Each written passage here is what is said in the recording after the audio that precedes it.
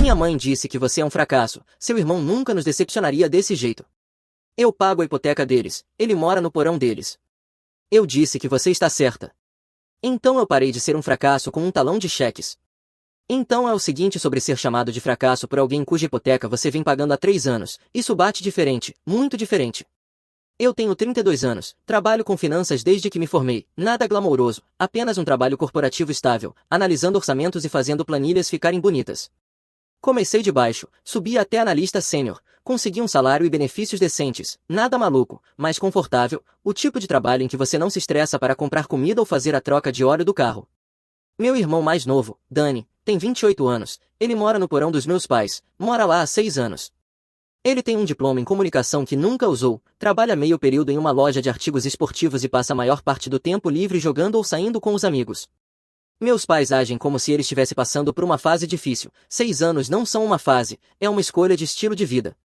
Mas Dani é o caçula, o filho surpresa que eles tiveram quando eu tinha 4 anos, aquele que não podia fazer nada errado, mesmo quando estava fazendo literalmente tudo errado. Eu aprendi cedo que ser o irmão mais velho responsável significava ser invisível, a menos que algo precisasse ser consertado ou alguém precisasse de dinheiro. Deixe-me pintar um quadro de como tudo isso começou. Cerca de 5 anos atrás meus pais me ligaram soando estressados. Meu pai tinha acabado de se aposentar do trabalho nos Correios. Minha mãe não trabalhava havia anos. E as economias de aposentadoria deles não estavam rendendo tanto quanto esperavam. Eles olhavam para o pagamento da hipoteca todo mês como se fosse uma sentença de morte. A casa deles não é chique, uma casa térrea de 3 quartos em um bairro decente, provavelmente valendo cerca de 280 mil dólares, mas eles ainda deviam cerca de 190 mil. Porque refinanciaram 2 vezes ao longo dos anos para pagar coisas como um telhado novo, um sistema novo de aquecimento e ar-condicionado, a mensalidade da faculdade do Dani que ele desperdiçou, contas médicas, o que você imaginar. O pagamento mensal deles era em torno de 1.850, com impostos e seguro. Eu fiz a pergunta óbvia durante aquela ligação, e o Dani? Ele tinha 23 anos na época, morando de graça no porão acabado deles, trabalhando no emprego de meio período, com certeza ele poderia contribuir com alguma coisa, certo? Minha mãe ficou bem quieta então, e soltou a frase que eu ouviria em 1000 variações nos anos seguintes. Bem, o Dani ainda está tentando se encontrar, ele não está em posição de ajudar agora, mas você está indo tão bem no seu trabalho. Tradução. Dani ganha passe livre porque é o Dani, você fica com a conta porque cometeu o erro de ser responsável. Eu ganhava cerca de 68 mil por ano na época depois dos impostos, aluguel do meu apartamento, empréstimos estudantis, prestação do carro e despesas básicas de vida. Eu não estava exatamente nadando em dinheiro, mas também não estava me afogando. E eles são meus pais, você ajuda a família, certo? É o que se espera. Então comecei a enviar para eles 1.200 por mês, não o pagamento inteiro da hipoteca, mas o suficiente para fazer uma diferença séria. Achei que fosse temporário, meu pai se ajustaria à aposentadoria, eles resolveriam o orçamento, talvez o Dani conseguisse um emprego em tempo integral e começasse a contribuir. Eu dei 6 meses na minha cabeça antes de as coisas se equilibrarem. Isso foi há 3 anos. Os 1.200 viraram rotina, todo mês como um relógio, eu transferi o dinheiro, meus pais me mandavam uma mensagem de agradecimento que foi ficando mais curta e menos entusiasmada com o tempo. No primeiro mês foi um parágrafo inteiro sobre como eram gratos e como iriam me pagar de volta, no 6º mês era só recebido, obrigado, no 2º ano não era nada, o dinheiro simplesmente desaparecia da minha conta e ninguém mais reconhecia. Enquanto isso, a situação do Dani nunca mudava, ainda meio período na loja de artigos esportivos, ainda morando no porão de graça, ainda saindo com os amigos todo fim de semana, enquanto eu comia marmita e recusava convites para economizar dinheiro. Comecei a fazer perguntas por volta da marca de 1 ano, coisas casuais no começo. Como o Dani está indo? Alguma sorte na busca de emprego? Minha mãe ficava na defensiva imediatamente, ele está se candidatando a lugares, o mercado de trabalho está difícil, ele está trabalhando no currículo. As desculpas se acumulavam mais rápido do que as candidaturas. Eu pressionei um pouco mais aos 18 meses, sugeri que talvez o Dani pudesse pagar algum aluguel, mesmo 400 por mês ajudariam. Meu pai realmente riu, disse que o Dani precisava economizar dinheiro para quando se mudasse. Eu perguntei quando isso poderia ser, meu pai apenas deu de ombros. A coisa que realmente me matou foi ver como eles tratavam o Dani como se ele estivesse fazendo um favor só por existir. Minha mãe cozinhava as comidas favoritas dele, lavava a roupa dele, meu pai enfiava dinheiro no bolso dele para sair, eles compraram para ele um carro usado mais novo quando o antigo quebrou, porque ele precisava de transporte confiável para o trabalho, um emprego de meio período que ficava a 15 minutos de distância. Eu estava enviando 1.200 por mês para manter um teto sobre a cabeça de todos eles, e o Dani estava recebendo mesada. Eu não dizia nada, apenas continuava enviando dinheiro e ressentindo silenciosamente cada dólar. Meu apartamento era ok, mas nada especial. Eu dirigia um sedã de 10 anos que precisava de amortecedores novos. Eu não tirava férias de verdade havia 2 anos. Minhas contribuições para o plano 401k eram menores do que deveriam ser para minha idade, mas ei, pelo menos meus pais não estavam perdendo a casa. Por volta da marca de 2 anos eu recebi uma promoção, de analista sênior para analista líder, veio com um aumento salarial de 15 mil. Eu fiquei animado, finalmente um pouco de folga. Talvez eu pudesse começar a economizar para uma entrada em uma casa, talvez fazer aquela viagem para o Colorado que eu vinha planejando. Eu cometi o erro de mencionar a promoção no jantar de domingo. Meus pais me parabenizaram, pareceram genuinamente felizes. Então minha mãe fez a pergunta que deveria ter sido um sinal de alerta do tamanho do Texas. Então isso quer dizer que você pode nos ajudar um pouco mais a cada mês? Eu apenas encarei ela. Eu vim enviando 1.200 por mês havia 2 anos, nunca perdi um pagamento, nunca reclamei, e a primeira coisa que ela perguntou sobre meu aumento foi se podia ficar com parte dele. Eu já estou enviando para vocês mais de 14 mil por ano, eu disse mantendo a voz firme. Isso é muito dinheiro, meu pai entrou na conversa, nós sabemos e agradecemos, mas com a inflação tudo custa mais agora, os impostos sobre a propriedade aumentaram, as contas de serviços estão mais altas, ajudaria muito se você pudesse aumentar para talvez 1.500. Eu olhei para o Danny, que estava rolando o telefone e comendo o assado que minha mãe tinha feito especialmente porque era o favorito dele. Ele nem levantou os olhos. E o Danny contribuir com alguma coisa? Eu perguntei. Foi aí que minha mãe ficou com aquele olhar, o olhar que dizia que eu tinha passado do limite. O Danny não está na mesma posição que você, ele ainda está encontrando o caminho dele. Ele tem 25 anos, eu disse, ele está encontrando o caminho dele há 6 anos, talvez esteja na hora de encontrar mais rápido. O rosto do meu pai ficou vermelho. Seu irmão está fazendo o melhor que pode. Nem todo mundo pode ser um figurão das finanças. Eu não era figurão de nada. Eu era apenas um cara que aparecia para trabalhar e fazia o seu trabalho, mas apontar isso só pioraria as coisas. Então deixei pra lá, disse que pensaria em aumentar o valor, terminei o jantar e fui para casa. Eu não aumentei o valor, mantive em 1.200. Meus pais não insistiram de novo, mas eu dava para perceber que estavam decepcionados. As mensagens da minha mãe ficaram um pouco mais frias. Meu pai parou de ligar tanto. O Danny nunca percebeu, porque o Danny nunca prestava atenção em nada que não o afetasse diretamente. O ponto de ruptura veio cerca de 6 meses atrás. Eu já vinha enviando dinheiro havia 2 anos e meio, um total de cerca de 36 mil se você estiver contando. Eu não estava contando, mas minha planilha de orçamento com certeza estava. Fui jantar lá em um domingo. Meus pais pareciam estranhos, tensos, achei que tivessem brigado ou algo assim, acontece em todo casamento, não dei muita importância até sentarmos para comer. Minha mãe tinha feito uma refeição elaborada, frango assado, purê de batatas, 3 legumes diferentes, pães caseiros, o tipo de refeição que leva horas para preparar, o tipo que ela normalmente só fazia em feriados ou ocasiões especiais. Aquilo deveria ter sido minha primeira pista de que algo estava errado. Conversamos trivialidades durante o jantar, meu pai perguntou do trabalho, contei sobre um projeto que eu estava liderando, minha mãe perguntou se eu estava saindo com alguém, eu disse que não tinha tido tempo para namorar. O Danny não contribuiu em nada para a conversa, como sempre, apenas enfiava a comida na boca e checava o telefone a cada 30 segundos. Depois do jantar fomos para a sala, minha mãe trouxe café e uma sobremesa chique que ela tinha comprado na confeitaria, outro sinal de alerta que eu perdi porque estava ocupado demais aproveitando o primeiro bolo que eu comia em meses. Então meu pai pigarreou, aquele pigarro que significa que algo desconfortável está prestes a ser dito. Eu conhecia aquele som, já tinha ouvido antes em toda a conversa constrangedora que já tivemos. Então queríamos falar com você sobre uma coisa, ele começou. Lá vamos nós, pensei, eles querem mais dinheiro. Eu já estava me preparando mentalmente para argumentar porque 1.200 era meu limite. Sua mãe e eu temos conversado e achamos que está na hora, tivemos uma conversa séria sobre o seu futuro. Espera, o quê? Meu futuro? Eu pensei que estivéssemos falando da hipoteca deles. Minha mãe entrou na conversa. Estamos preocupados com você. Você tem 32 anos e ainda está sozinho naquele apartamento, sem namorada, trabalhando o tempo todo. Você nunca sai nem se diverte. Eu olhei para ela. Eu trabalho duro porque tenho contas para pagar, inclusive ajudando vocês todo mês. Meu pai acenou com a mão como se isso não fosse nada. Nós agradecemos, mas estamos preocupados que você não esteja vivendo sua vida. Você precisa focar mais em você, encontrar alguém, formar uma família. Isso vindo das pessoas que vinham me pedindo dinheiro havia 2 anos e meio era irônico, mas tudo bem, talvez eles tivessem um ponto, talvez eu estivesse trabalhando demais e não arrumando tempo para coisas pessoais. Então minha mãe soltou a bomba, achamos que você está sendo egoísta.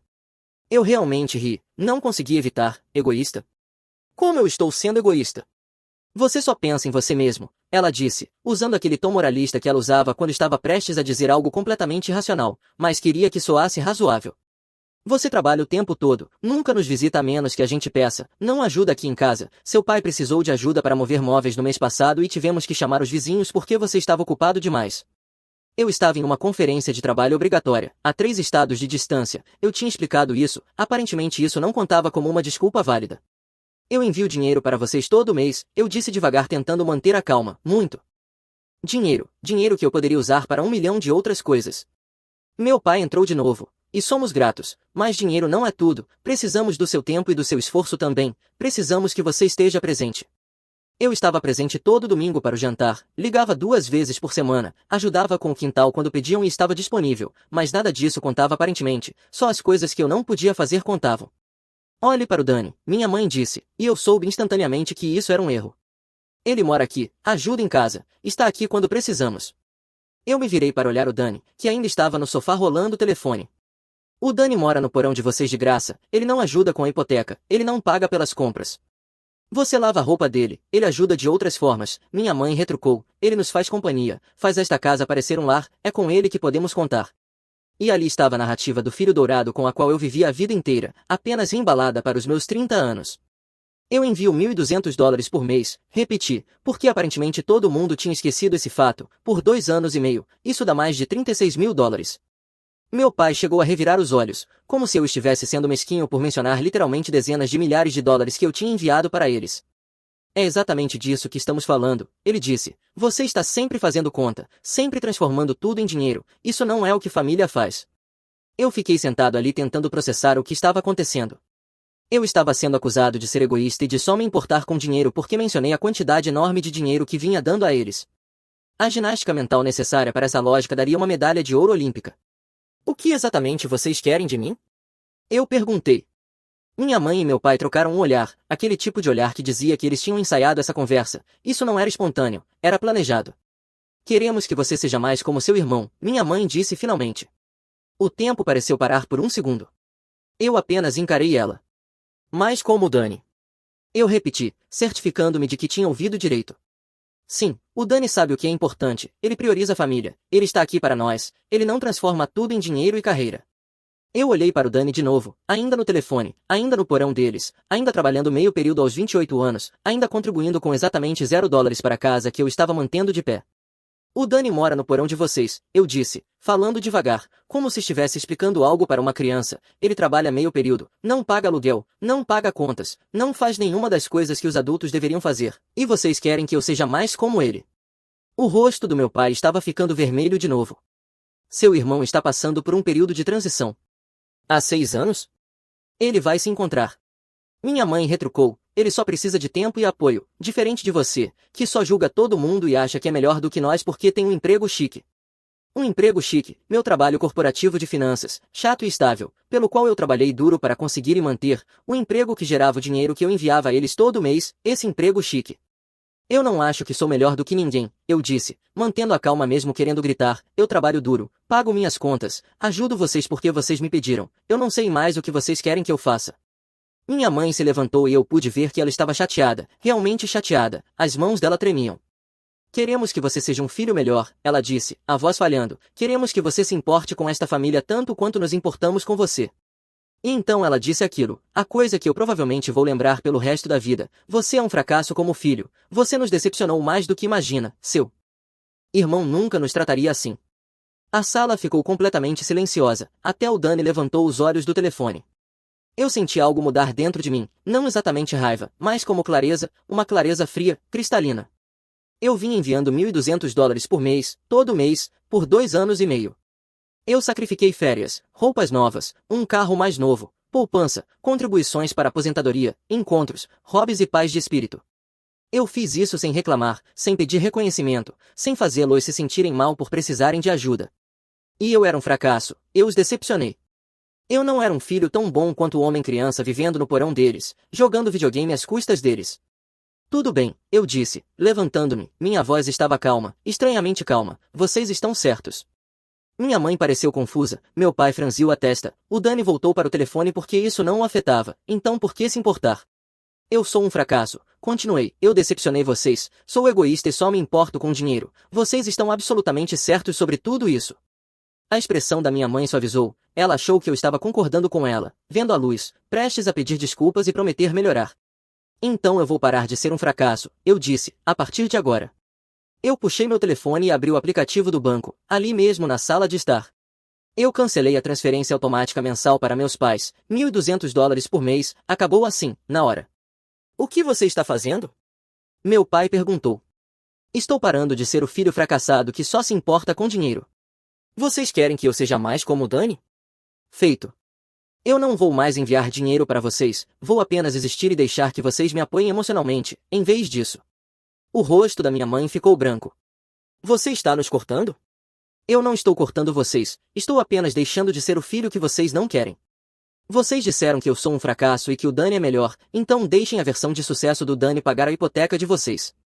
Deixem a companhia dele e a ajuda dele em casa impedirem o banco de executar a hipoteca. Tenho certeza de que a presença dele e o apoio emocional vão realmente comover a empresa da hipoteca. Meu pai se levantou, o rosto roxo. Agora você não pode estar falando sério. Morto de sério. Vocês queriam que eu fosse diferente, eu sou diferente agora. Eu sou o filho que prioriza tempo com a família em vez de dinheiro, exatamente como vocês pediram. Peguei meu casaco e fui em direção à porta. Minha mãe estava chorando, meu pai gritava algo sobre ingratidão, o Dani parecia preocupado agora, porque finalmente tinha processado que algo realmente estava acontecendo. Espera, minha mãe chamou. Nós não queríamos dizer que você deveria parar de ajudar, nós só queríamos dizer. Queriam dizer que eu deveria dar dinheiro a vocês e não esperar nenhuma apreciação por isso, eu completei. Queriam dizer que eu deveria bancar a vida de vocês enquanto ouvia que sou uma decepção. Eu entendo, mas veja bem, eu não vou mais fazer isso. Vocês têm o Dani agora, o filho bom, aquele que nunca decepciona. Tenho certeza de que ele vai assumir. Eu saí, entrei no meu carro e fui para casa, e pela primeira vez em 2 anos e meio eu me senti leve, como se alguém tivesse tirado um piano das minhas costas. As ligações começaram no dia seguinte, várias chamadas dos dois, mensagens de voz que iam da raiva à confusão, depois à súplica. Eu não atendi nenhuma. Eu estava ocupado sendo um fracasso que só se importava consigo mesmo, não podia me dar ao trabalho de atender o telefone. As mensagens de texto começaram a chegar, parágrafos longos sobre como eu estava sendo imaturo e dramático, como eles só estavam tentando me ajudar, como eu estava entendendo tudo errado, como família não abandona a família por causa de uma pequena discussão. Uma pequena discussão, foi assim que eles chamaram.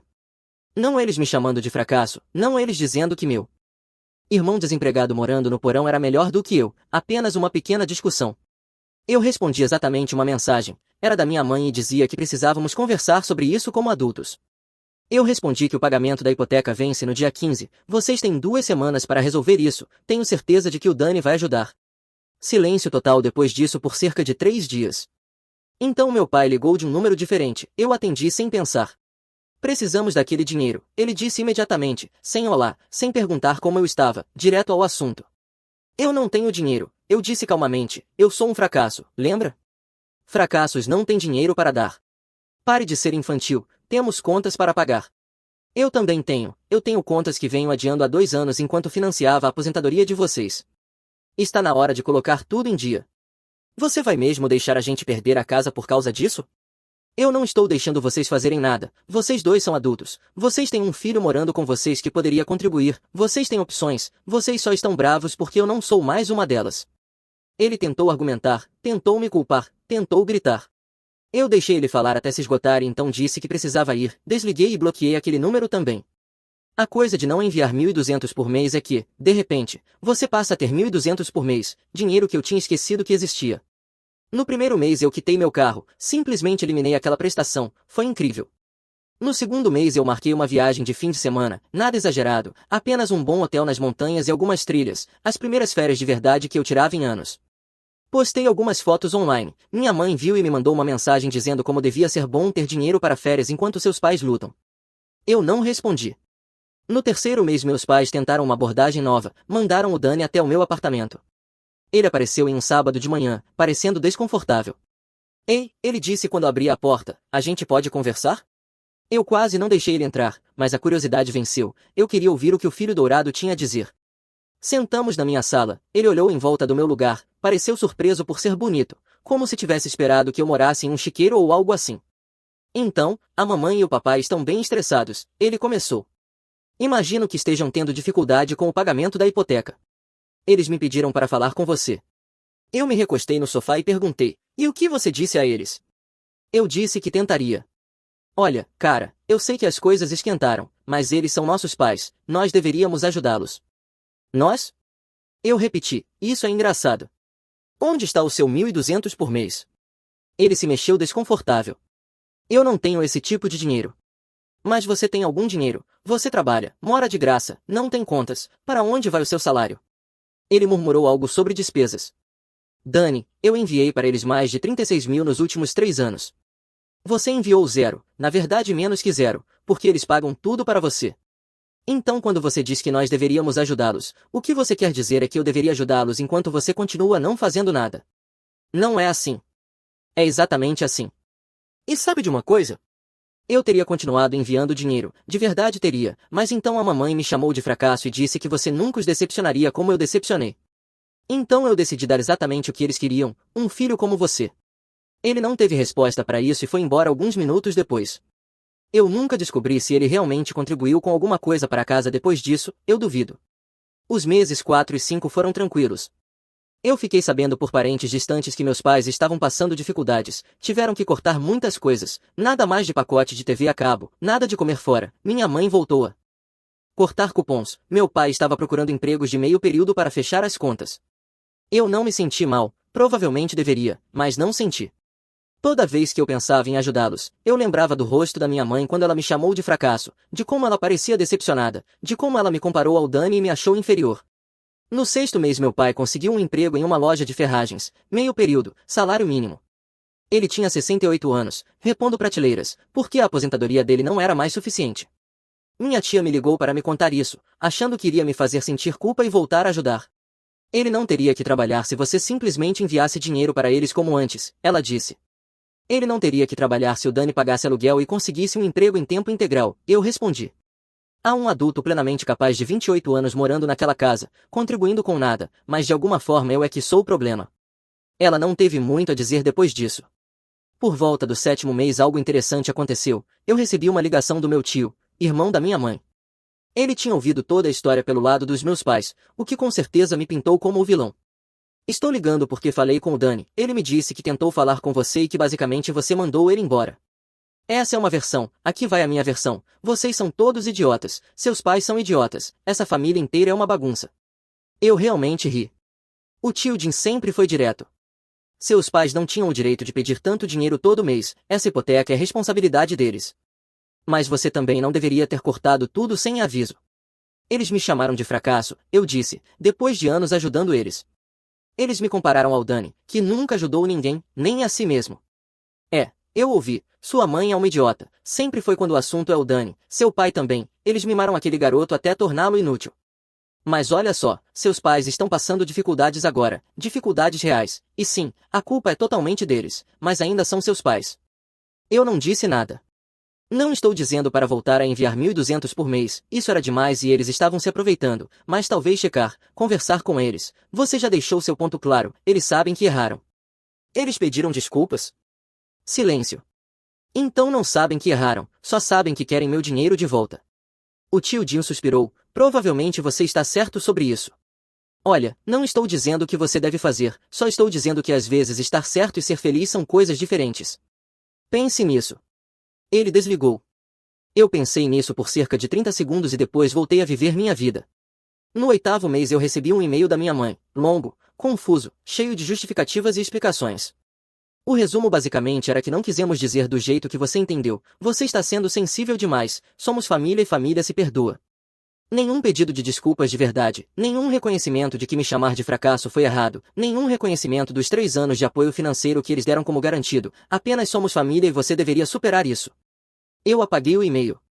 No 9º mês meu pai teve um susto no coração, nada grave, apenas dor no peito que acabou sendo estresse e indigestão, mas minha tia me ligou toda dramática dizendo que eu deveria ir ao hospital porque família precisa estar presente. Eu enviei flores para o hospital, flores bonitas, um arranjo caro. O cartão dizia espero que se sinta melhor em breve, só isso. Minha tia me ligou de volta furiosa, flores? Seu pai quase morreu e você mandou flores? Ele teve indigestão, o médico confirmou. Isso não é o ponto. Na verdade, isso é exatamente o ponto.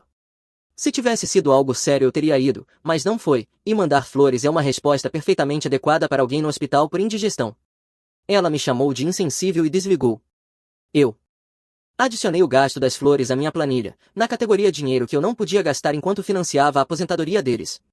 No 10º mês chegaram as festas de fim de ano, foi o primeiro dia de ação de graças em 3 anos que eu não fui à casa deles, fui à casa de um amigo em vez disso, me diverti muito, conheci uma garota lá, inclusive trocamos números.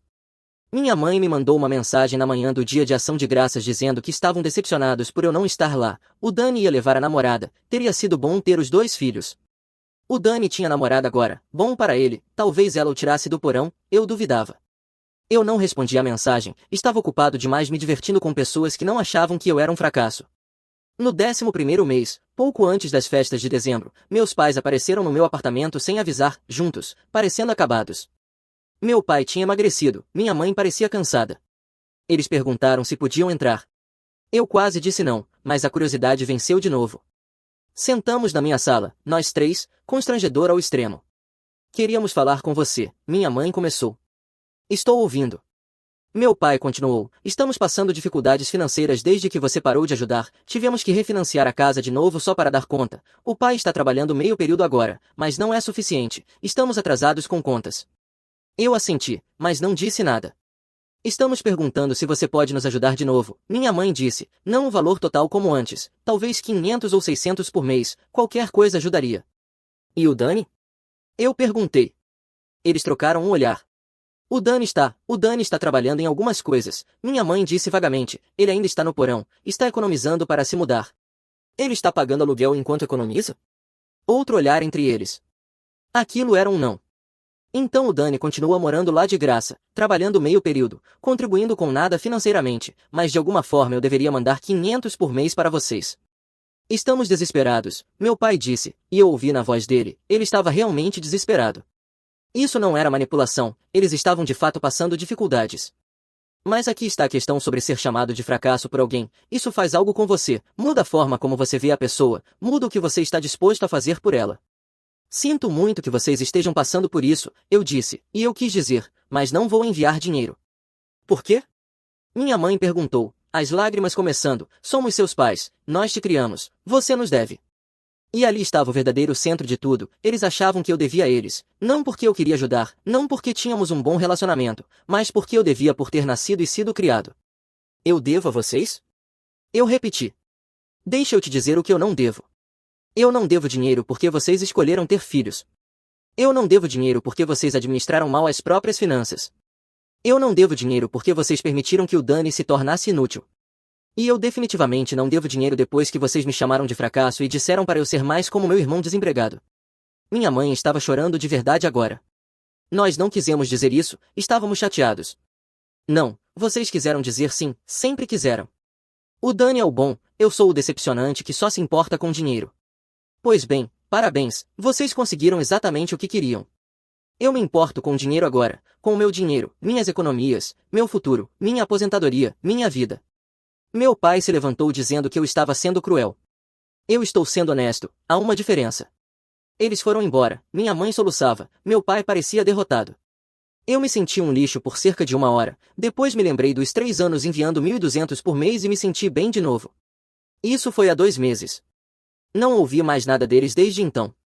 A casa ainda está no nome deles, então imagino que tenham resolvido de alguma forma, talvez tenham feito o Dani contribuir de verdade, talvez tenham diminuído de casa, talvez tenham procurado outro parente para explorar, eu não sei, sinceramente, não me importo o suficiente para descobrir.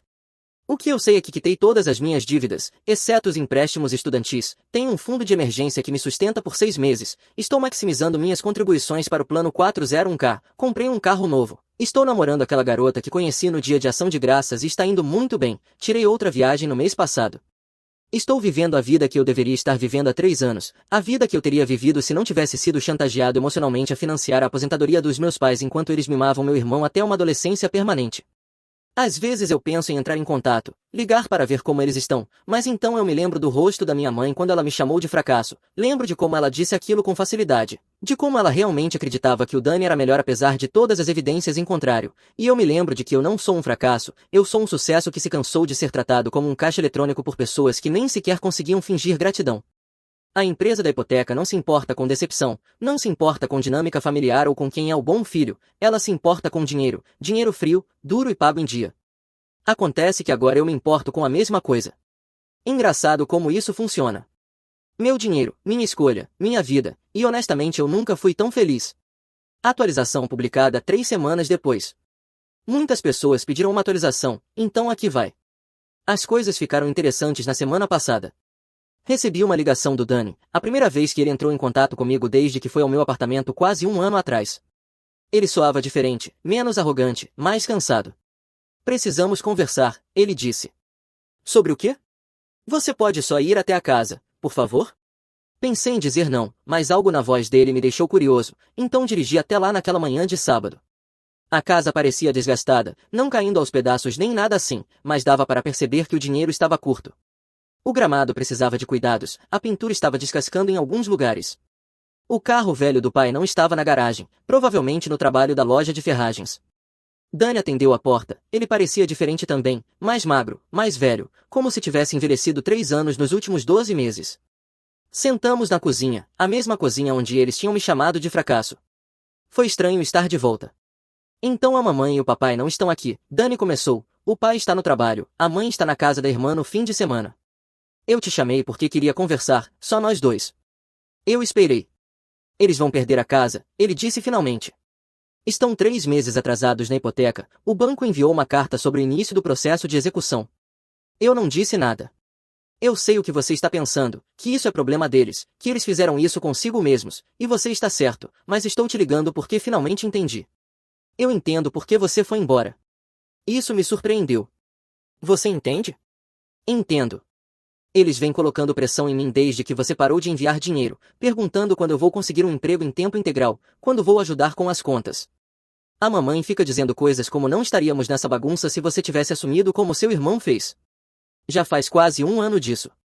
Eu realmente ri. Bem-vindo à minha vida inteira. Eu sei, cara, eu sinto muito, de verdade. Eu estava tão preso à minha própria situação que não vi o que eles estavam fazendo com você, como estavam te usando. Então o que mudou? Dani passou a mão no cabelo.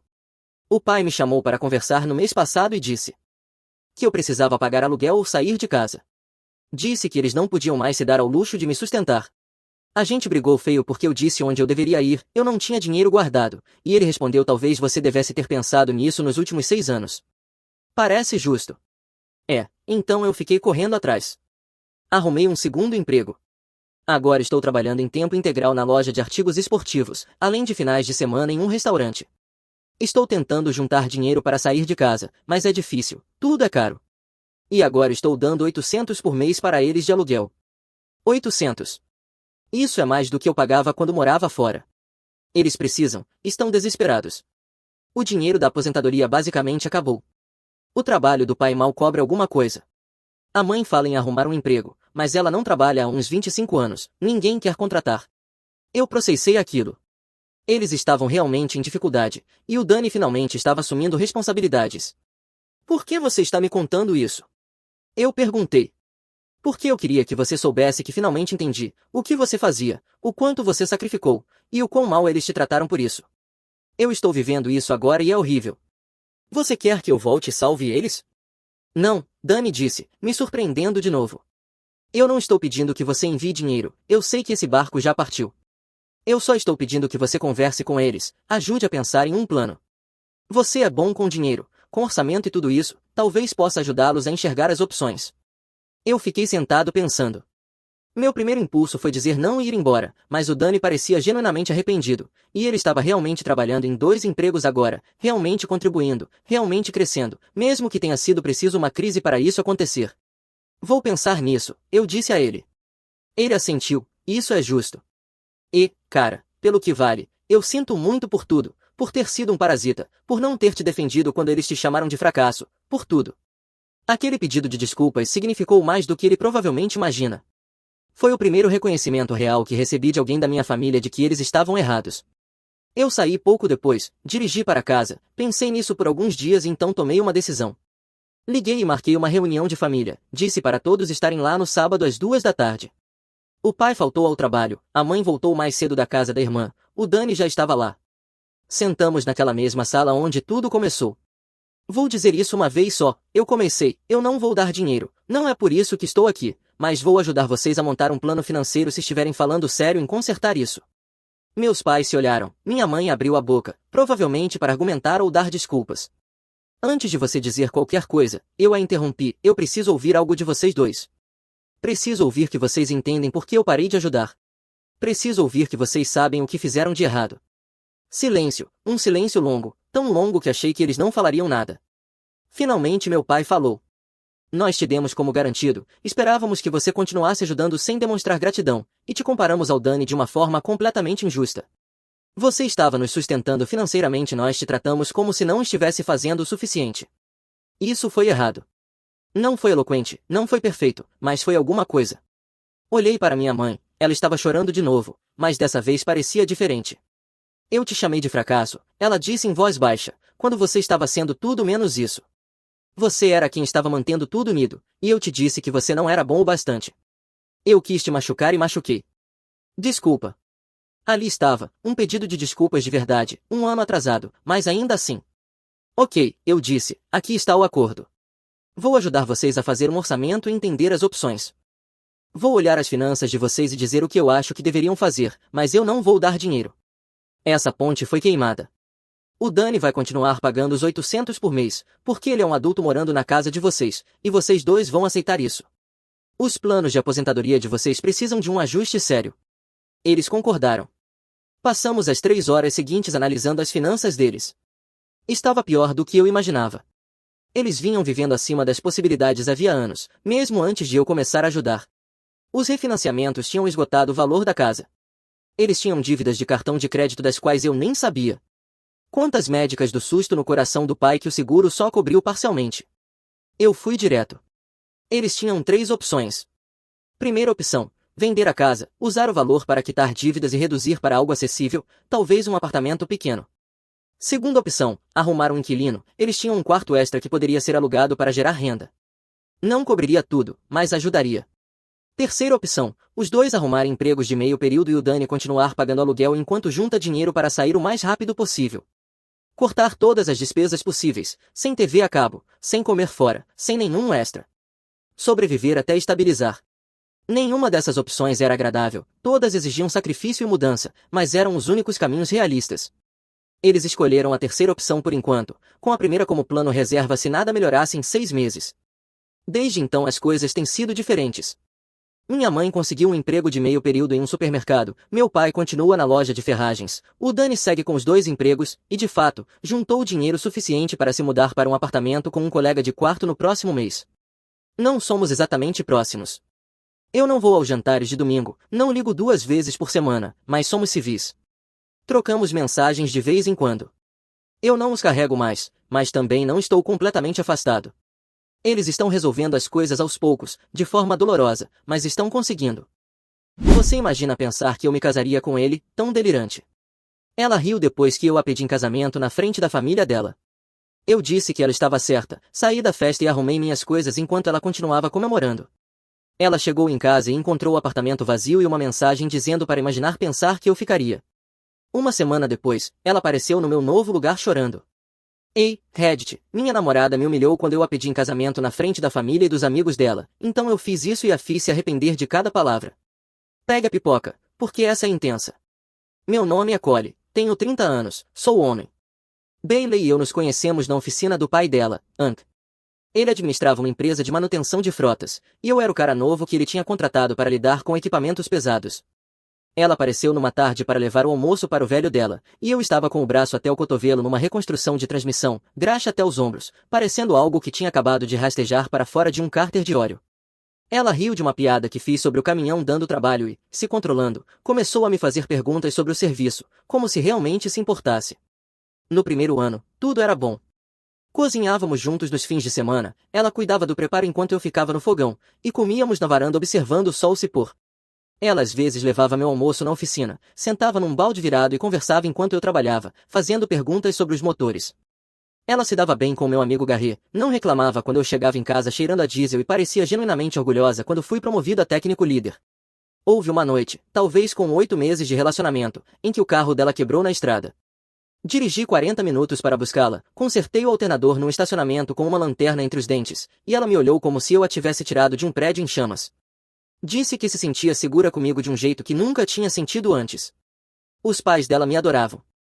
Hank me tratava como filho que nunca teve e me ensinava coisas sobre o negócio que iam além de apenas mexer com ferramentas. A mãe dela, Susan, sempre me mandava para casa com sobras depois de todo almoço de domingo e, uma vez, me disse em voz baixa que eu era o primeiro namorado da Bailey de quem ela realmente gostava. Então algo começou a mudar por volta do 14º mês. Bailey foi promovida no emprego de finanças no centro, novo escritório, novos colegas, novas amigas chamadas Tara e Britt, que olhavam para mim como se eu fosse um móvel que não era atualizado desde os anos 90. De repente, minhas botas de trabalho na porta eram constrangedoras, minha caminhonete era barulhenta demais, minhas mãos nunca estavam limpas o suficiente para os restaurantes que ela queria experimentar. Mas eu continuei ali, porque me lembrava de quem ela era antes, porque Hank e Susan ainda me tratavam como família, porque sou teimoso e pensei que a mulher por quem me apaixonei ainda estava lá em algum lugar. A noite em que tudo acabou foi o aniversário de 30 anos da Bailey. Os pais dela organizaram uma grande festa na casa deles, facilmente 50 pessoas, família, amigos, colegas de trabalho. Hank pendurou luzes no quintal dos fundos, Susan fez comida suficiente para alimentar um exército. Eu ajudei a montar tudo desde o meio-dia, movendo mesas, pendurando decorações, garantindo que o sistema de som funcionasse. Eu também carregava um anel no bolso havia 3 semanas, um solitário redondo de $1.400 que ela tinha apontado numa vitrine de joalheria, quando ainda apontava para coisas de que gostava sem calcular o valor de revenda. O plano era simples, esperar o bolo, puxá-la de lado e pedir em casamento em particular. Eu nunca fui do tipo de fazer espetáculo público, mas a irmã dela, Margot, me pegou checando o bolso pela 10ª vez e entendeu tudo imediatamente. Margot era 3 anos mais nova que Bailey e o oposto completo. Trabalhava como técnica veterinária e dirigia um Atibac de 10 anos. Ela sempre foi legal comigo e, às vezes, eu tinha a sensação de que era a única no novo círculo da Bailey que ainda me via como uma pessoa e não como um problema. Você vai pedir ela em casamento hoje à noite, não vai? Margot perguntou ao me pegar perto da mesa de bebidas. Eu disse que esse era o plano. Ela ficou quieta por um segundo, como se estivesse decidindo se devia dizer algo, depois apenas assentiu, me desejou sorte e se afastou com um olhar que eu não consegui decifrar. A festa estava a todo vapor e, por volta das 8, Bailey comandava a roda perto do pátio, cercada por Tara, Britt e um punhado de colegas que eu tinha encontrado talvez 2 vezes. Ela estava linda, ela sempre estava linda. Esperei até que a multidão começasse a diminuir depois do bolo, chamei a atenção da Bailey e fiz um gesto em direção ao lado da casa, longe de todo mundo. Ela revirou os olhos, mas veio mesmo assim, com Tara e Britt seguindo atrás como sempre. Eu pedi se poderíamos conversar a sós por um segundo. Ela disse que qualquer coisa que eu tivesse para dizer podia ser dita na frente das amigas dela. Tara sorriu de canto, Britt puxou o celular, como se estivesse esperando conteúdo. Eu deveria ter ido embora ali mesmo, mas eu já estava com o anel na mão, já comprometido, e as coisas estavam andando quer eu gostasse ou não. Às vezes você faz a escolha errada porque recuar parece mais difícil do que simplesmente seguir em frente. Eu me ajoelhei ali mesmo, no gramado lateral da casa do Hank, com 3 pessoas assistindo. Não fiz um grande discurso, apenas disse que a amava, que aqueles 3 anos tinham significado tudo para mim e perguntei se ela se casaria comigo. O silêncio que se seguiu pareceu durar uma eternidade. Então Bailey riu, não uma risada feliz, mas um som seco e desdenhoso que cortou o ar da noite. Meu Deus, ela disse alto o suficiente para que as pessoas no pátio se virassem para olhar. Você está falando sério agora? Eu disse que estava. Ela olhou para Tara e Britt como se não pudesse acreditar no que estava vendo. Vocês acreditam nisso, na minha festa de aniversário? Mais pessoas começaram a se aproximar. Agora eu conseguia ver Hank e Susan à beira do pátio, congelados no meio da conversa, uma tia da Bailey, alguns colegas de trabalho dela, todos olhando. Bailey voltou a olhar para mim com uma expressão que eu nunca tinha visto antes, puro desprezo. Cole, você é um mecânico, você conserta caminhões, chega em casa cheirando a motor, e acha que eu vou me casar com você. Tara fungou rindo, e Britt definitivamente estava gravando agora. Quero dizer, foi divertido, Bailey continuou, a voz ecoando por todo o quintal. Você é confiável, é estável, mas casamento com você, ela riu de novo, você é tão delirante. Imagina pensar que eu realmente me casaria com ele. Ela disse ele, não você, como se eu nem estivesse ali, como se eu fosse uma coisa que ela descrevia para estranhos. Eu sou feita para mais do que isso, ela disse, gesticulando para mim com a mão livre, mais do que um cara cuja maior ambição é uma caixa de ferramentas maior. Eu estava esperando algo melhor aparecer, você só estava esquentando o lugar. Um silêncio mortal tomou conta do quintal. Agora eu conseguia ver a mão de Susan cobrindo a boca, e Hank parecia ter levado um soco no estômago. Margot estava abrindo caminho pela multidão em nossa direção, o rosto tomado pela fúria. Eu fechei a caixa do anel, me levantei, sacudi o joelho. Todos estavam olhando, esperando para ver se eu iria chorar, implorar ou fazer uma cena. Eu não fiz nada disso. Olhei para ela, para as amigas dela sorrindo de deboche, para o telefone ainda gravando, e simplesmente esfriei, como se algo tivesse desligado dentro de mim. Você está absolutamente certa, eu disse, erro meu. Virei as costas e caminhei em direção ao portão lateral. Não corri, não saí furioso, apenas caminhei como um homem que finalmente entendeu. Hank chamou meu nome, ouvi Margot dizer algo duro para Bailey, ouvi Susan começar a chorar, não parei, não olhei para trás, entrei na minha caminhonete, liguei o motor e fui embora de 3 anos da minha vida como se estivesse saindo de um canteiro de obras no fim do turno. O único pensamento na minha cabeça era voltar para casa, pegar tudo que era meu e desaparecer.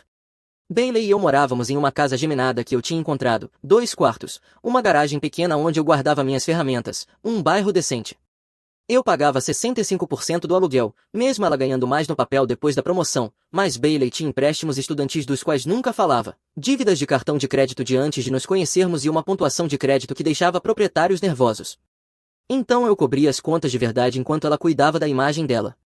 Eu também vinha pagando o seguro do carro dela havia 8 meses, porque ela tinha levado 2 multas por excesso de velocidade e o valor tinha triplicado. Paguei os pneus novos do carro dela na primavera passada, cobri as contas do veterinário quando ela insistiu em pegar um gato do qual não cuidava de fato. Coloquei meu nome na internet e nas contas de serviços, porque o crédito dela era pior do que ela deixava qualquer um saber. Todos esses detalhes passavam pela minha cabeça enquanto eu dirigia para casa, como se eu estivesse fazendo um inventário, uma lista mental de cada fio que me ligava a ela e que precisava ser cortado. Troquei minhas roupas boas por jeans de trabalho e uma camisa da oficina, a mesma coisa que eu usaria para um serviço grande. Comecei pela garagem. Só minhas ferramentas valiam mais do que todo o guarda-roupa dela. Cada soquete, cada chave, cada scanner de diagnóstico, tudo meu. Coloquei tudo na caçamba, levei o compressor de ar, o equipamento de solda, a bancada que eu mesmo tinha construído. A garagem ficou vazia em 40 minutos.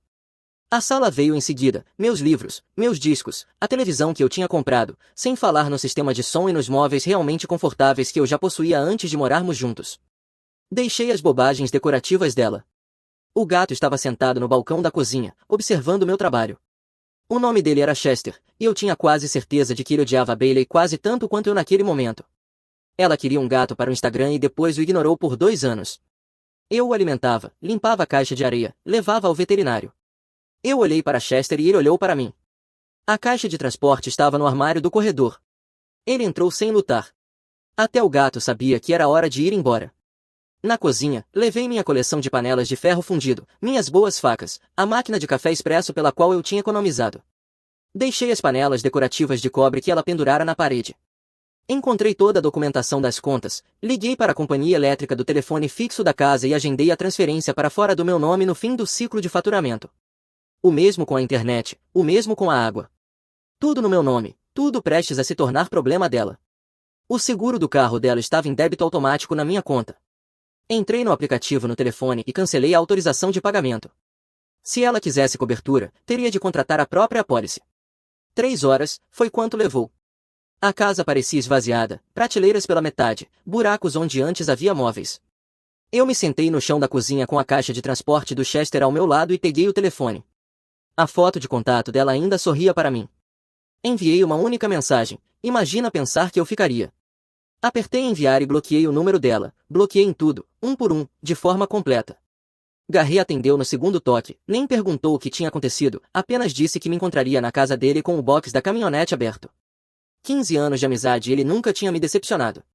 Carreguei o resto das minhas coisas e atravessei a cidade com Chester no banco do passageiro, dentro da caixa, surpreendentemente calmo.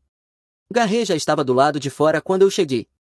Ele olhou para a caçamba carregada, para a caixa do gato, para o meu rosto, e apenas balançou a cabeça. Ela finalmente te mostrou quem ela é, né?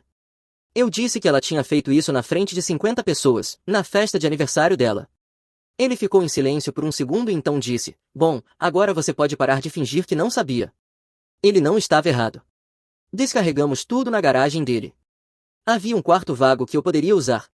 A esposa dele, Dana, saiu de roupão, deu uma olhada na situação e foi direto para a cozinha. Voltou com sanduíches, café e um cobertor. Não fez uma única pergunta, apenas me entregou um prato e disse que o quarto de hóspedes tinha lençóis limpos. Mais tarde, quando Garrett e eu terminávamos na garagem, ele me perguntou o que tinha acontecido. Contei a versão curta. Ele ouviu, assentindo devagar, depois balançou a cabeça e disse que já via isso chegando, só não sabia como me dizer, que eu estava convencido de que ela iria mudar. Perguntei por que ele não tinha falado nada antes. Ele deu de ombros e perguntou se eu teria escutado. Ponto justo. Dana teve uma visão diferente quando conversei com ela na manhã seguinte. Ela disse que já tinha conhecido o tipo da Bailey antes, que algumas pessoas veem relacionamentos como transações, estão sempre calculando o que recebem versus o que dão, e assim que a conta deixa de fechar para elas, começam a procurar a saída. A crueldade na festa não foi nenhum acidente, foi de propósito. Bailey queria uma plateia quando me rejeitou, queria testemunhas para provar que podia fazer melhor.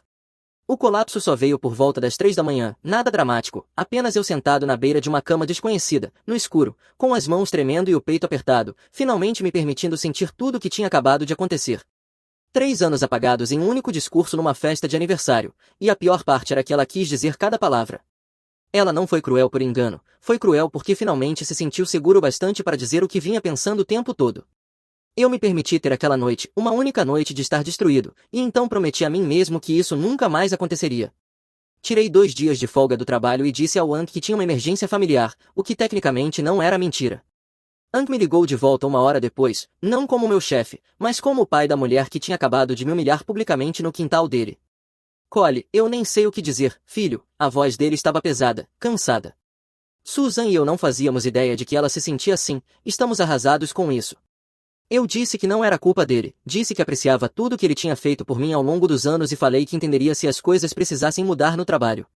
Houve uma longa pausa do lado dele, então ele disse, filho, você é o melhor técnico que eu tenho, você tem um emprego aqui pelo tempo que quiser. O que a Bailey fez não muda isso. Aquilo significou mais do que ele provavelmente imaginava. Margot me mandou mensagem naquela mesma tarde, a primeira dizia apenas sinto muito, eu deveria ter te avisado. Perguntei o que ela queria dizer. Levou 1 hora para ela responder, quando respondeu, foi um paredão de texto. Ela tinha ouvido Bailey falando com Tara e Britt na semana anterior, rindo sobre como eu provavelmente iria pedir ela em casamento em breve e sobre como aquilo ia ser patético, dizendo que estava planejando dizer não, mas que queria prolongar o relacionamento mais um pouco porque eu era útil. Margot não sabia como me contar, não tinha certeza se era papel dela. Ela disse que tinha confrontado Bailey sobre isso na noite anterior à festa, perguntou diretamente à irmã se ela me amava ou se estava apenas me usando. Bailey riu, chamou Margot de ingênua e disse que ela não entenderia porque nunca tinha tido um relacionamento de verdade. Eu disse a Margot que não a culpava e pedi que me mantivesse informado sobre qualquer coisa importante, só para eu saber o que estava por vir. Margot concordou, disse que estava furiosa com a Bailey, disse que os pais estavam devastados e disse que Bailey não parecia entender porque todo mundo estava chateado com ela. Essa última parte fazia sentido. Bailey sempre teve um ponto cego em relação às consequências. A primeira tentativa de contato veio no 3º dia, número desconhecido, mensagem de voz. Ouvi uma vez só, a voz dela estava irritada, não arrependida. Cole, isso é ridículo, você precisa voltar e tirar suas coisas da garagem, eu não vou guardar sua tralha, e porque a eletricidade está agendada para desligamento, você cancelou mesmo o seguro do meu carro, me liga de volta, isso é tão imaturo. Repare na ordem das prioridades, primeiro o inconveniente para ela, depois as contas, depois o seguro, nada sobre o que ela tinha feito, nenhum pedido de desculpas. Bloqueei o número. Garrett tinha uma teoria sobre pessoas como a Bailey, ele chamava isso de cegueira para consequências. Elas simplesmente não conseguem ligar o que fazem ao que acontece depois. Na cabeça dela, ela só tinha sido honesta, e todo o resto desmoronando era uma coisa separada que estava acontecendo com ela sem motivo. Dana tinha uma teoria diferente. Ela achava que Bailey sabia exatamente o que estava fazendo e agora estava percebendo que o sistema de apoio em que ela se apoiava tinha ido embora. A raiva não era confusão, era pânico usando uma máscara. No 5º dia, os serviços foram cortados.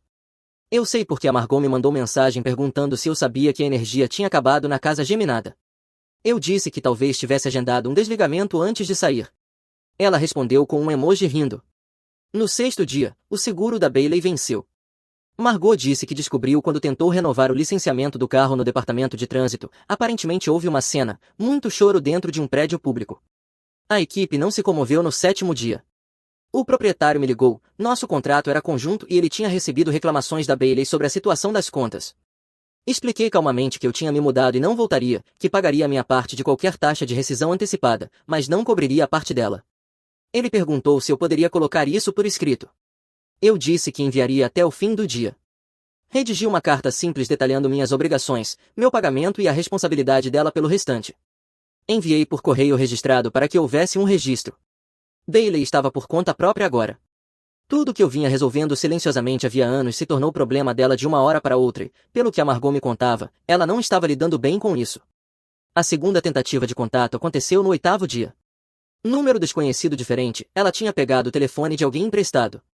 Eu atendi sem dizer nada. Cole, precisamos conversar. A voz dela estava mais suave agora, a raiva tinha dado lugar a algo que soava quase como medo. Acho que exagerei na festa, todo mundo está sendo tão dramático sobre isso. Podemos nos encontrar e conversar como adultos. Deixei o silêncio se estender. Eu sinto falta de como as coisas eram, ela continuou. Você sempre cuidava de tudo, contas, compromissos, concertos. Eu não percebi o quanto dependia disso. Você pode simplesmente voltar e a gente resolve isso. Você me humilhou na frente de toda a sua família, eu disse mantendo a voz neutra. Você disse que estava esperando algo melhor, disse que eu estava só esquentando o lugar. Eu não quis dizer desse jeito. Você disse ele, não você, ele, como se eu nem fosse uma pessoa ali em pé. Não houve resposta do lado dela. Eu quitei o contrato e a minha parte da taxa de rescisão. A sua parte é por sua conta. Eu me retirei de todas as contas compartilhadas. Não há mais nada para conversar. Cole. Por favor.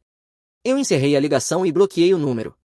Garret trabalhava na mesma oficina que eu, em outro setor, ele cuidava dos caminhões leves enquanto eu ficava com os equipamentos pesados, mas compartilhávamos o horário de almoço e bastante convivência. Tê-lo por perto tornou tudo mais fácil. 3 semanas depois da festa, ele voltou de uma ida às peças com uma notícia interessante. Encontrei alguém que conhece a amiga da Bailey, a Tara, ele disse sentando na cadeira da sala de descanso à minha frente. Aparentemente sua ex já tem um novo namorado.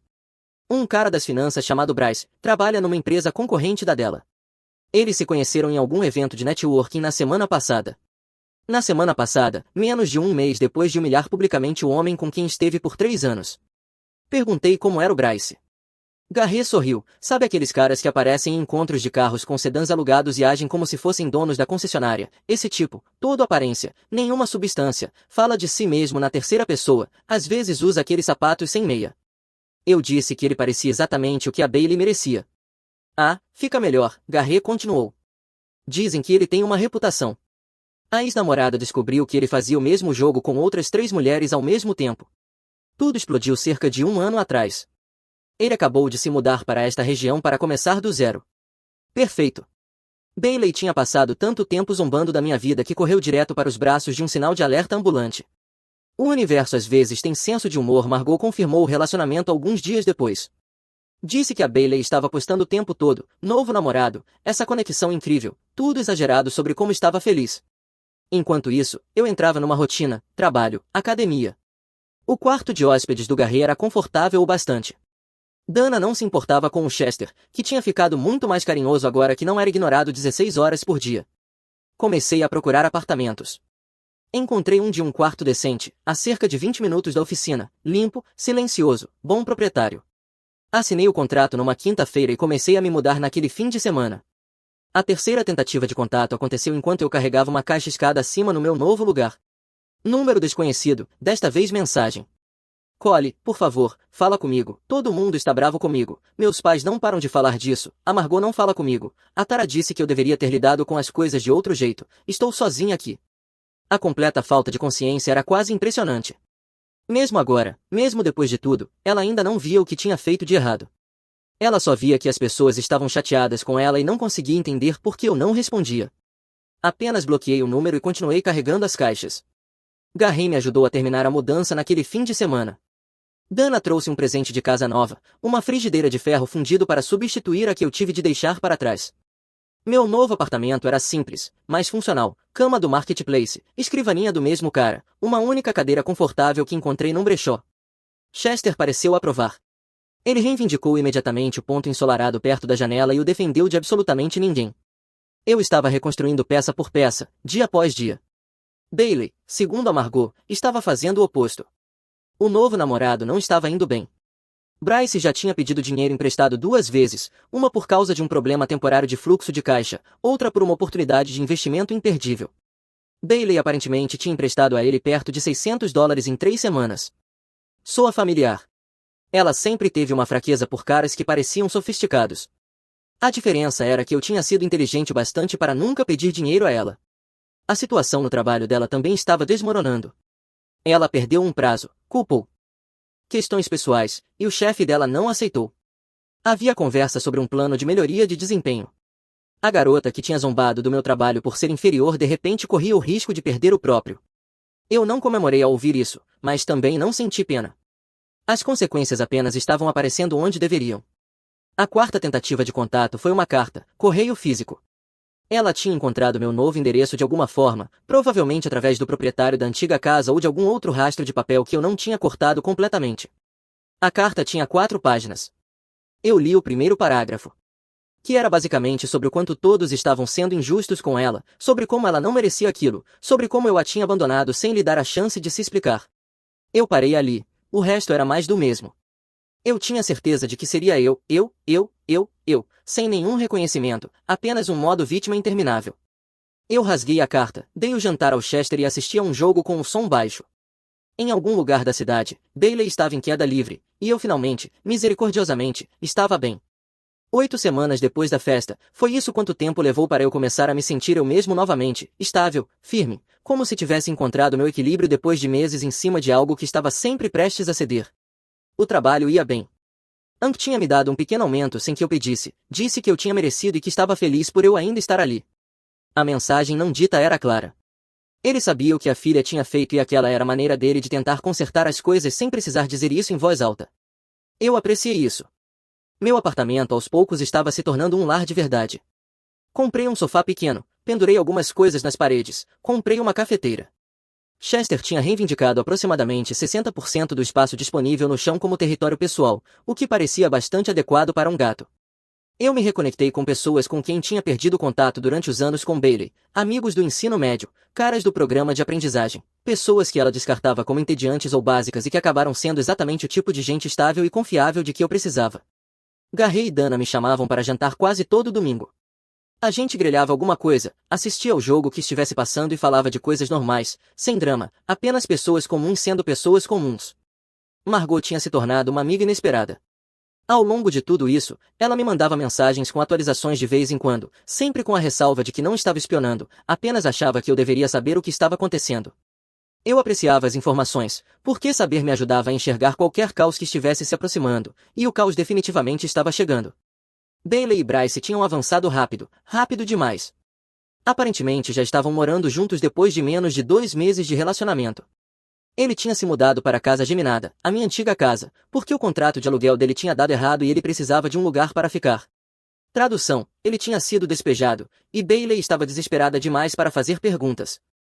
Margot disse que a família inteira estava preocupada. Hank e Susan tinham tentado conversar com Bailey sobre isso, mas ela os acusou de não a apoiarem, disse que eles nunca tinham aceitado Bryce porque gostavam demais de mim e não conseguiam ver o que estava bem na frente deles. A ironia era tão densa que dava para engasgar. A situação financeira também estava piorando. Bryce tinha convencido Bailey a entrar em algum tipo de investimento, criptomoeda ou forex ou uma dessas outras coisas. Ela colocou uma parte das economias. Os retornos que deveriam aparecer simplesmente não apareceram, chocando absolutamente ninguém além dela. Enquanto isso, eu estava fazendo algo que não fazia havia anos, economizando dinheiro.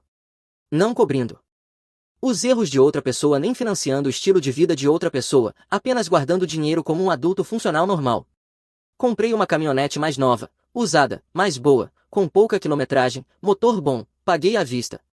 A quinta tentativa de contato veio na 10ª semana. Ela apareceu na oficina. Eu estava embaixo de um D8 Cat drenando fluido de transmissão quando ouvi a voz do Hank assumir aquele tom que ele usava quando algo estava errado. Rolei para fora debaixo da máquina e a vi parada logo dentro da porta do galpão. Ela parecia mal. Hank já caminhava em direção a ela, com aquela expressão de quem estava dividido entre ser pai e ser profissional. Eu permaneci onde estava, manchado de óleo e graxa, e nada interessado no que quer que ela tivesse vindo dizer. Você não pode estar aqui atrás, Bailey, Hank disse, isso é um local de trabalho. Eu só preciso de 5 minutos, ela disse, olhando além dele para mim. Cole, por favor, só 5 minutos. Eu não me mexi. Bryce foi embora, ela disse, a voz falhando. Ele levou tudo, dinheiro da conta, a televisão, as joias da minha avó. Ele sumiu. Eu chamei a polícia, mas eles disseram que é uma questão civil porque estávamos morando juntos. Ang se virou para olhar para mim, checando minha reação. Eu mantive o rosto neutro. Isso é péssimo, mas não sei o que você quer que eu faça a respeito. Eu estraguei tudo, ela disse, vindo aqui pedir ajuda. Eu sei que é muito, mas eu não tenho mais ninguém. Meus amigos não me ligam de volta. Tara me bloqueou depois que eu pedi dinheiro emprestado. Eu não tenho ninguém. Eu limpei as mãos num pano da oficina, fiz isso sem pressa. Você me disse que eu era um tapa-buraco, eu disse por fim. Você disse que eu estava só esquentando o lugar para algo melhor. Parece que algo melhor apareceu. Pena que não deu certo. O rosto dela simplesmente desmoronou, como se as palavras estivessem acertando fisicamente. Ank deu um passo à frente. Bailey, você precisa ir, este não é o lugar para isso. Pai, por favor. Agora. Ela foi embora, não olhou para trás. Ank veio até mim depois que ela saiu, colocou a mão no meu ombro. Não disse nada, não precisava. Eu voltei ao trabalho. Fluido de transmissão não se drena sozinho. A história completa sobre Bryce veio à tona nas semanas seguintes, principalmente pelas mensagens da Margot e por alguma atualização ocasional da Dana, que ouve tudo. Descobriu-se que Bryce não era apenas um babaca comum, ele era um golpista profissional em um terno elegante. O emprego em finanças era real, mais ou menos, mas era principalmente uma fachada para o que ele realmente fazia, encontrar mulheres com acesso a dinheiro e drená-las até o fim. Margot investigou um pouco e descobriu que ele tinha usado pelo menos 2 sobrenomes diferentes nos últimos 5 anos, além de uma série de sentenças civis e registros de despejo em outros condados. Bailey não foi a primeira vítima dele, ela nem sequer foi a primeira vítima naquele ano. Ele tinha feito a mesma coisa com pelo menos outras 2 mulheres da região antes de seguir em frente. A história da criptomoeda não foi apenas um investimento ruim, ela simplesmente não existia. Ele fez com que ela enviasse dinheiro para uma conta que ele controlava, mostrou capturas de tela falsas de retornos, a convenceu a colocar mais dinheiro e depois desapareceu com tudo. A parte realmente brutal, segundo a Margot, foi descobrir que Bryce estava falando de Bailey para alguém da cidade antiga dele, chamando ela de alvo fácil e dizendo que ela estava tão desesperada para provar que tinha subido de nível em relação ao namorado mecânico que não fez uma única pergunta sobre nada, não verificou o trabalho dele nem checou referências. Margot disse que Bailey estava olhando para perdas em torno de $8.000, mais o que ele levou quando foi embora, mais o golpe emocional de perceber que tinha sido enganada por alguém que nunca se importou com ela. O karma tem um tipo particular de crueldade quando aparece, e as consequências estavam por toda parte. A dívida do cartão de crédito da Bailey era aparentemente grave, o aluguel da casa geminada agora era inteiramente responsabilidade dela e ela já tinha perdido um pagamento. O carro precisava de consertos que ela não podia pagar. A situação no trabalho não tinha melhorado, se é que não tinha piorado, depois que ela tirou vários dias inexplicáveis durante todo o desastre com o Bryce. Ank e Susan estavam ajudando no que podiam, mas até a paciência dos pais acaba eventualmente. Ank me disse em voz baixa durante um intervalo de almoço que eles tinham deixado claro para Bailey que ela precisava começar a assumir as próprias escolhas, sem mais resgates, sem mais desculpas. Margot foi menos gentil, ela aparentemente disse a Bailey exatamente o que pensava sobre o comportamento dela nos últimos 3 anos, inclusive sobre como ela tinha me tratado. A conversa não tinha ido bem e agora elas não estavam se falando. Tara e Brit tinham sumido, claro, amigos de conveniência fazendo o que amigos de conveniência fazem. Quando Bailey tinha status, elas estavam por perto, agora que ela estava lutando, estavam convenientemente ocupadas. E eu estava bem, mais do que bem na verdade. Eu tinha meu apartamento, meu emprego, amigos que realmente apareciam, eu tinha o Chester, que tinha ficado confortável demais em seu novo reino. Eu tinha manhãs de sábado com café perto da janela, observando o mundo passar, sentindo algo que quase tinha esquecido que era possível, paz, realmente me sentindo estável, sabendo exatamente onde eu estava e sem precisar me perguntar se tudo estava prestes a desmoronar. Na 14ª semana, cheguei em casa do trabalho numa quinta-feira à noite, dia normal, coloquei as chaves no gancho, alimentei o Chester e comecei a pensar no jantar, então o interfone tocou. O prédio tinha uma porta de segurança no nível da rua, era preciso ser liberado ou ter chave. Eu não estava esperando ninguém. Apertei o interfone e ouvi, Cole, sou eu, por favor me deixe entrar. A voz dela estava diferente, desesperada. Eu não respondi, apenas fiquei ali olhando para o interfone. Eu sei que você está aí, ela disse, eu consigo ver sua caminhonete no estacionamento, por favor, eu só preciso conversar, 5 minutos e eu vou embora. Pensei em ignorar, deixar ela ali até desistir, mas fiquei curioso. Liberei a entrada e caminhei até a porta do meu apartamento, esperei, não abri ainda. Ela parecia uma pessoa completamente diferente subindo aquelas escadas, não a mulher confiante e polida que tinha rido da minha proposta na frente da família. Aquela era alguém esvaziada, cabelo sem lavar, sem maquiagem, vestindo um suéter que eu reconhecia de anos atrás, quando as coisas eram diferentes. Ela parecia estar chorando havia dias. Parou diante da minha porta, eu abri cerca de 15 centímetros, a corrente ainda colocada, não dei passagem nem a convidei a entrar, apenas fiquei ali no vão esperando. Ela tentou olhar para dentro do apartamento, para os móveis simples, para o Chester, que tinha recuado para o lugar dele perto da janela e a observava com aquele olhar desconfiado de gato. Posso entrar? Ela perguntou quase num sussurro. Não, diga o que você precisa dizer. Ela finalmente olhou para mim, os olhos vermelhos e inchados. Eu perdi tudo, ela disse, a casa geminada, o carro está prestes a ser apreendido, estou morando com meus pais porque não tenho para onde ir, meu trabalho está por um fio. A Margot acha que eu sou horrível. Ela fez uma pausa. Meu pai mal consegue olhar para mim, mal essa última parte bateu diferente. Hank sempre tinha adorado a Bailey, sempre arrumava desculpas para ela, mesmo quando estava claramente errada. Para ele recuar daquele jeito significava que algo tinha realmente quebrado. Eu me perguntei se a Margot tinha finalmente contado tudo para ele, a conversa que tinha ouvido, como Bailey vinha planejando a rejeição havia semanas, tudo. Bryce levou tudo, ela continuou, todas as minhas economias, coisas que importavam para mim, o anel da minha avó que eu ia usar no meu casamento um dia. E a polícia não pode fazer nada porque ele foi inteligente, garantiu que tudo parecesse com sentido. Eu assinei coisas, enviei dinheiro por conta própria, deixei ele entrar na minha casa. A ironia era impossível de ignorar. Eu ainda não disse nada, apenas a observei. Ela respirou fundo, trêmula. Eu tenho pensado muito sobre a festa, sobre o que eu disse, sobre como eu te tratei, não só naquela noite, mas por meses antes disso, talvez mais. Eu estava errada, ela disse, e colocar as palavras para fora parecia doer. Não só sobre você, sobre tudo que eu achava que queria, excitação, aventura, alguém que combinasse com a vida que eu achava que merecia.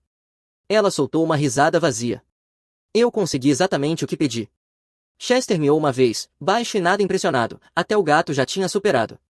Collie, eu sei que não tenho direito de pedir isso, mas existe alguma chance de a gente tentar de novo. Ela deu um passo na minha direção, os olhos desesperados. Eu sei que errei, sei que te machuquei, mas você era estável, confiável, bom, e eu joguei isso fora por alguém que me viu como um alvo. Ela estendeu a mão para a minha, eu afastei. Eu faço qualquer coisa, ela disse, mudar de lugar, o que for preciso. A voz dela quebrou. Eu não consigo fazer isso sozinha. Você sempre cuidou de tudo e agora eu estou me afogando e não sei o que fazer. Ali estava, por baixo de todos os pedidos de desculpa e confissões, ali estava. Eu deixei o silêncio se alongar até ficar desconfortável.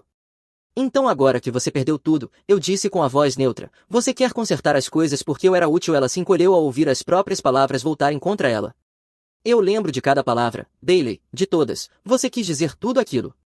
Tudo isso eu estava errada.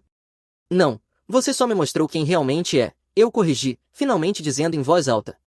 O que você vinha pensando havia meses, talvez anos.